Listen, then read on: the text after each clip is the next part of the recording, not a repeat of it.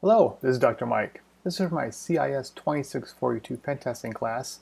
And this is topic 16, and we're looking at reporting and communication. Probably one of the most important ones out of this whole thing. I know it's a lot of paperwork, um, but out of everything you do, reporting is going to be your bread and butter. So it's very important, and you'll ask anyone, no one likes making reports. I say no, probably nobody. But there's ways and some strategy you can do to help you have effective reports. So first off, of course, is this is chapter 12 of the Tempest recording, which is the Vital Source CompTIA Pen Test Plus study guide. Again, I'm not going to go through the chapter here. There's a few slides we'll just flip through. Before we start off, the most important thing is just understand besides the rules of engagement, expectations of the client. That's probably pretty important. So what kind of report do they want? And it's actually good to ask that up front. No sense in doing more than you need to, and you don't want to go back and because you missed something that the client expects. So among the things of statement of work, it should be part of your statement of work. You could have a section about expected reporting. It could include a presentation component. You might need to either make a presentation or present your report either in person or online. You definitely want to make sure you get this clear. And also about expectations of critical findings. Usually, like I mentioned before, if I find a red hot, CSV 10.0 huge issue, maybe during initial vulnerability assessment and vulnerability scanning, before I even try to maybe do a test on it, maybe not, or it's either out of date, out of patch date, I might let them know right away. So knowing your communication channels is going to be very important. You might set up some sort of maybe a signal, or you might have to use their email. So be aware. Sometimes you get an engagement where you get to use the email provided by the company that you're testing against. I've had that. I've had emails and VPN set up. So give yourself setup time for that. And that's a little bit of preamble before the engagement, but that might be used during the engagement. They might say only communicate to this certain communication channel. Maybe it's within company email only to a certain few individuals. Have that laid out in the beginning, because you might want to report really critical findings before you send the report out. So it could be a very long engagement, and you don't want to leave the client exposed with, a tier 1 hair on fire system issue you found. So, but most important, again, going back here, is what do they want? And most of them are going to be some sort of written report. And so, anyways, what can you put inside the report? So, again, just talk about communication triggers. Again, that's what the second bullet is. If you find something critical, do they want to know about right away? Usually they do, but you never know. Usually completion of the testing stage. For a very long engagement. It's usually normal to have some sort of communication saying you finished phase stage. As you know, my whole thing about this is there's never really, you don't finish recon and then you're done. You always seem to go back. But you can say you've done most of your reconnaissance and you move into more of a vulnerability scanning. And that's very possible because when you kick off the vulnerability scan, they might want you to do it during a certain time. Maybe you can do a burp suite scan or zap, or hit it really hard, and they might want you to do it during off hours. So even though you are always in recon, as I always say, you still want to have this communication stage trigger set where if you're going to move to the next stage, you can let someone know. So, and of course, we find indicators of prior compromise. That's usually a big one too. So someone's been there before you, and usually someone malicious, so you want to let them know right away. So again, before we get into the details here, let's talk about reporting itself. So the Pen Testing and Execution Standard Guide actually has a reporting section. On there, they actually have a nice layout of what a report can look like. So normally when you're going to look for a report, you can probably try to Google example pen test reports. The problem is no one's going to have their pen testing reports up in public view. So it's going to be hard to find something to create your own first template. First of course, maybe this is where the initial communication at the beginning of the engagement. If they expect a report, what do they want to expect? Just maybe a summary report and then attach full reports with that. I'll talk about that in a second. Or did they want a detailed report, a timeline report, step by step, and So if it's more of a summary report, you might be able to go and just create your own little summary template. And then you might do is attach the larger reports. So we'll talk about that in a second. So again, you can see here there's information, vulnerability assessments, exploitation. So this actually it's not a bad guideline. And then here is an offensive security had, and this is a PDF I've gotten before. It's an example report for a fake MegaCorp 1. So if the client is going to lean on you just to give whatever makes sense, I always suggest at the very top, put a summary.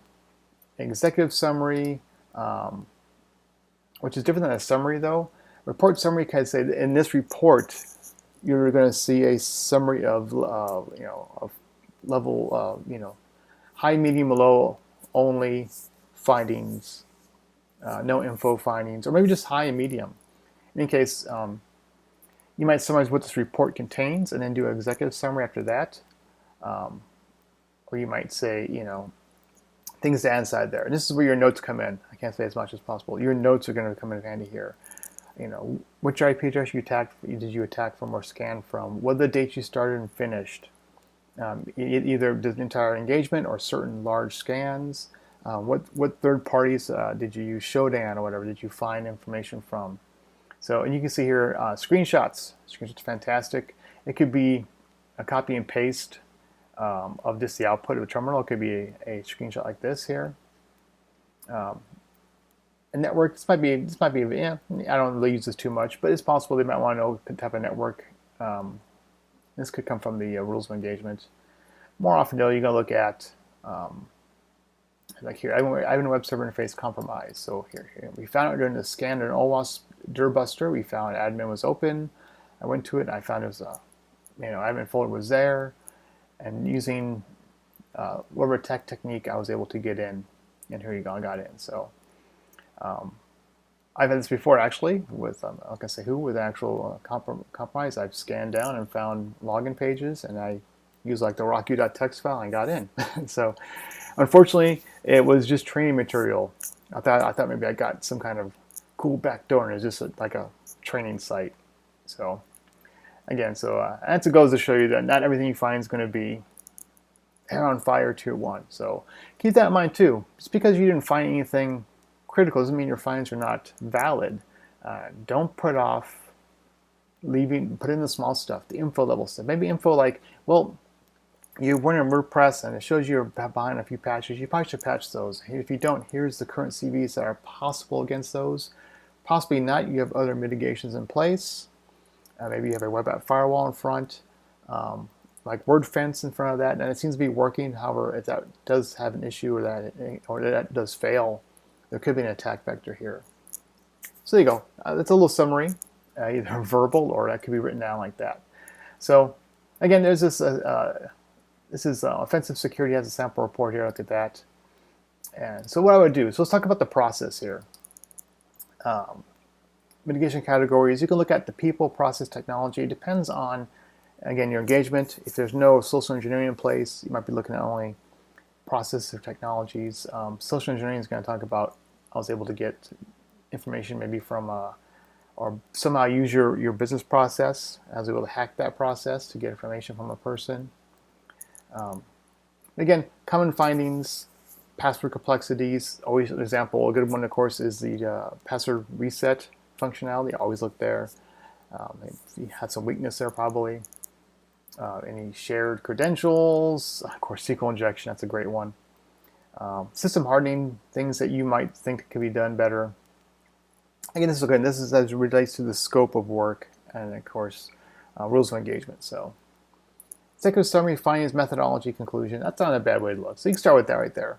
Executive summary is just that. And when you do executive summary, you want to make it a complete summary, almost like an abstract for a research journal, where you get everything boil down to 2 paragraphs maybe, or 1 paragraph. Started the test at this date, and at this date ran a vulnerability scan and reconnaissance within the rules of engagement and the scope of work.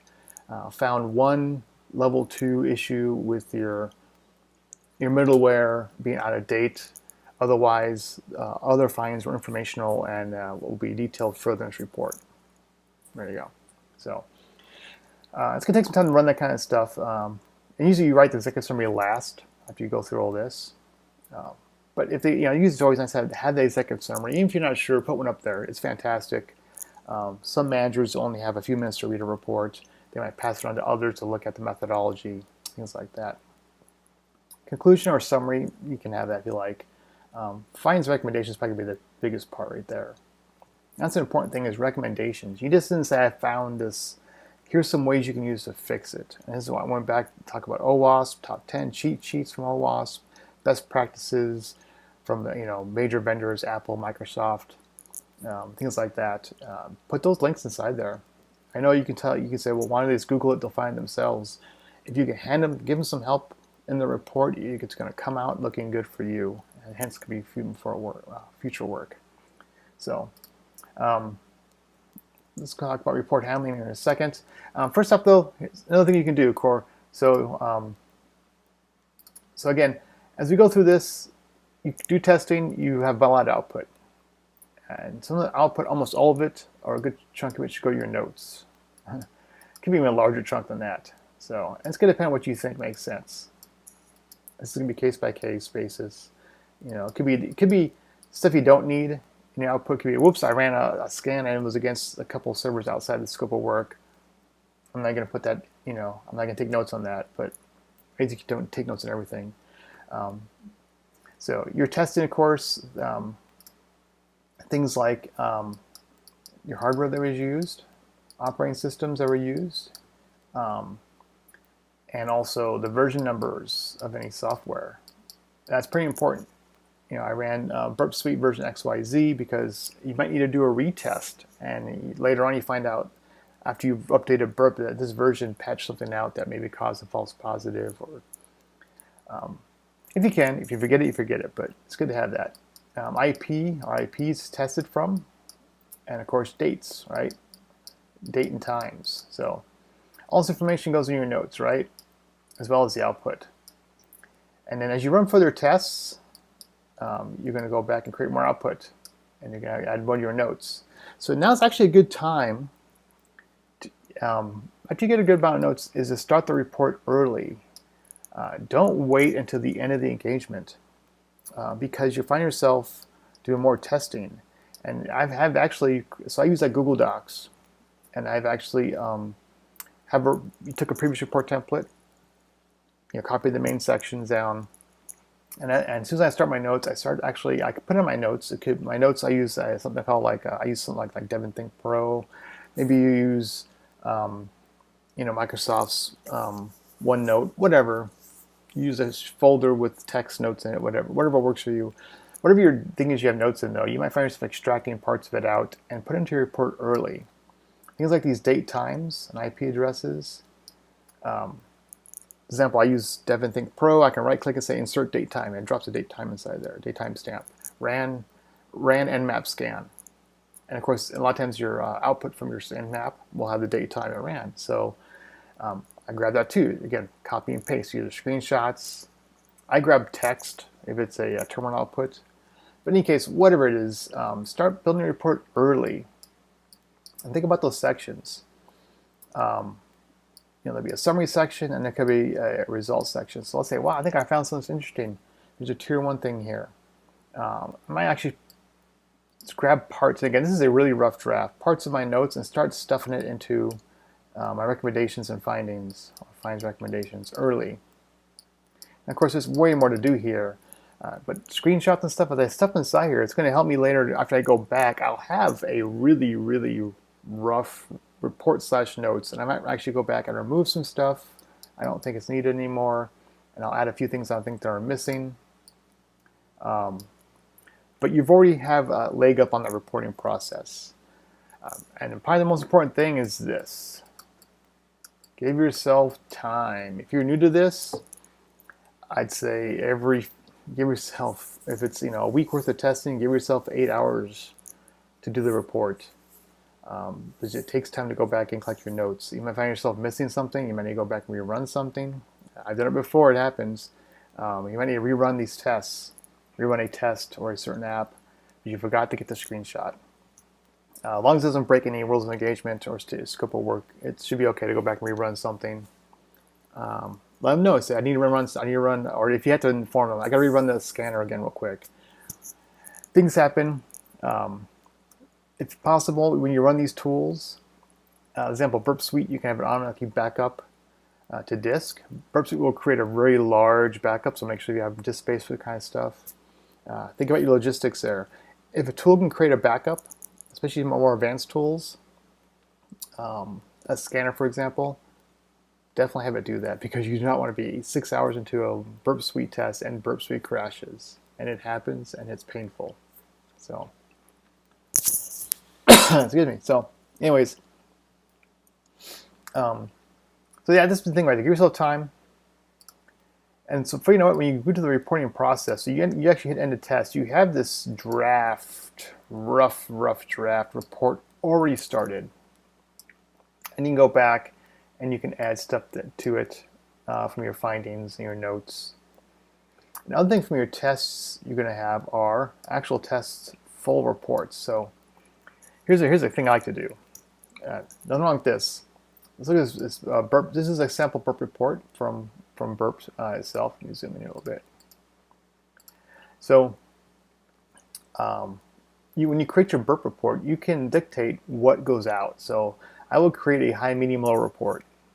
And of course you can change it to the name of the client here.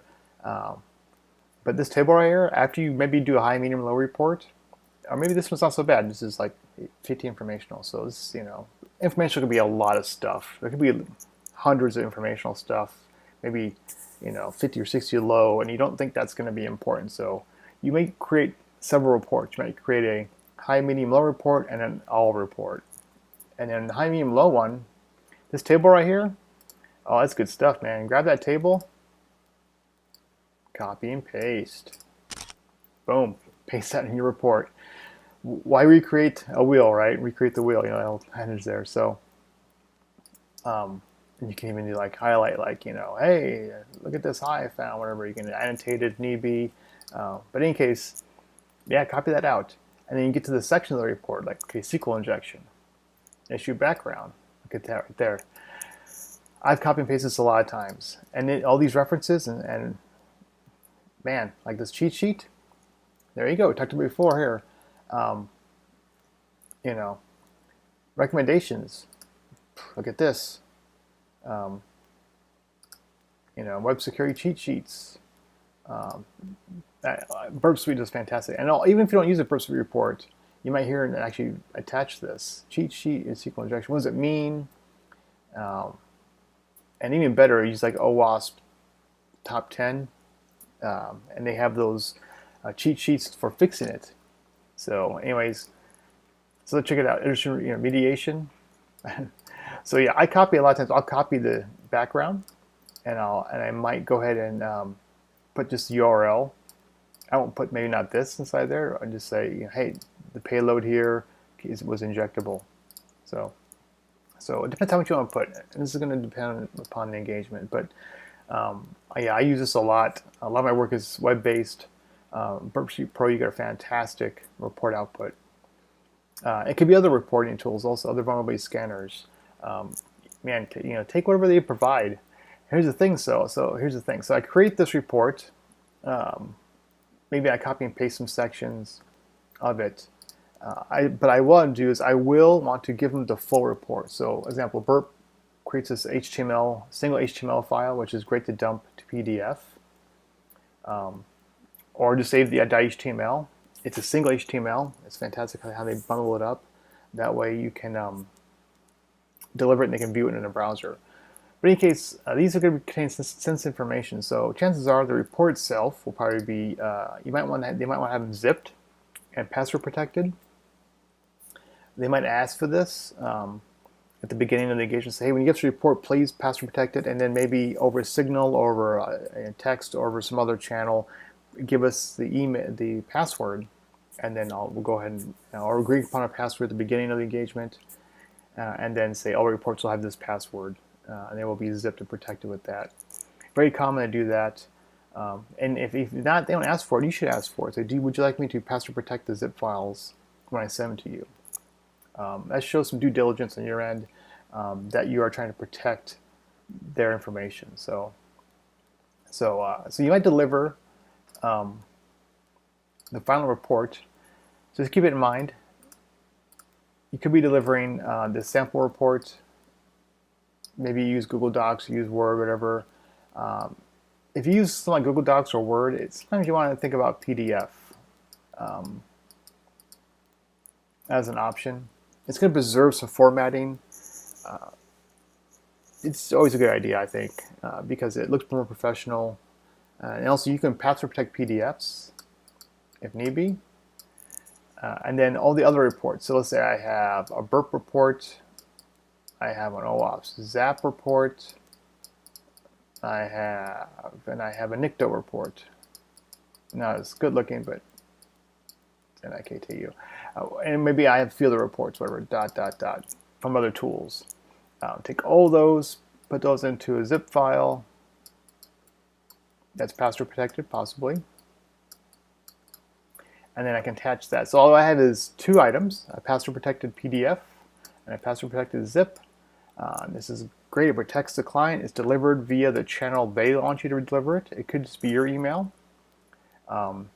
It could be through their own email, whatever it is. Again, have that ahead of time. And then when you're done, make sure that post-engagement, if you have anything running, it should be part of your cleanup. Moving installed stuff, shells, if you have a backdoor, if you create a backdoor, if you created anything, just make sure you remove it. This is where having your notes can be great. You might have a backdoor set up. You want to go back and remove it. And then the last thing here, of course, is most times you want to get some sort of acknowledgement that the report was delivered and they can read it. Most times it should be no big deal. And then they might want a face-to-face meeting. They might take it as is. Ask them if they want to have some sort of meeting or to discuss it. And that usually marks the end of the engagement, which usually means money if you're getting paid. So yeah, this is your bread and butter. It's how you get paid.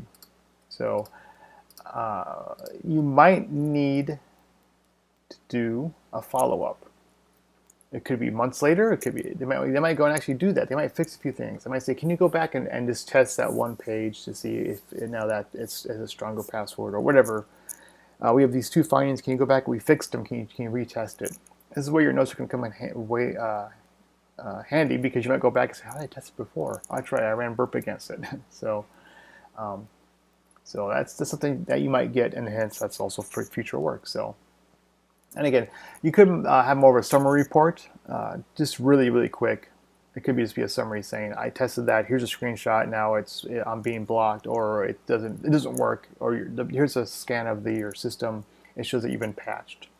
So again, just don't say, "I follow it up and it looks good." You do want to have something in place. Again, go back, keep notes, deliver that information there. So that's basically it. Again, it's going to be very case-by-case basis, but you can see there's some great stuff here, examples what you might think about putting inside your report. And I can't say it as much as anything. Keeping your notes is so important. Yeah, it just it's like a summary here. So over time, as you do this, you might end up getting your own process workflow in place where you collect your notes in a certain app or a certain way. Having that set up and running is great because it's less overhead for you. You might be quicker to test. You already know how to take notes. You already know how to start the report early. And so later on, you'll become a little more effective at creating the reports. So anyways, that should wrap it up on this chapter on reporting communication. And thank you for watching.